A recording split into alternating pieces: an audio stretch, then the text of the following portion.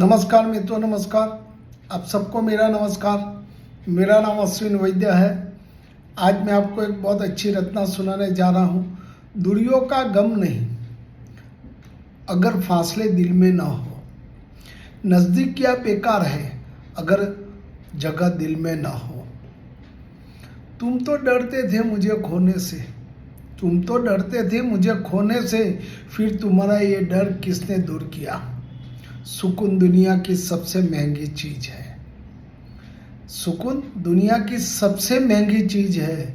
कभी घमंड ना करे, क्योंकि सुबह होने तक फूलों को भी नहीं पता होता है मंदिर जाना है या अस्थि पर। आगे बढ़ना है तो बहरे बनकर जाओ। लोग वही बोलेंगे जिससे आपका मनोबल कम होगा।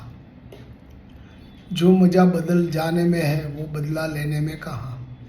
जो मज़ा बदल जाने में है वो बदला लेने में कहाँ। Thank you.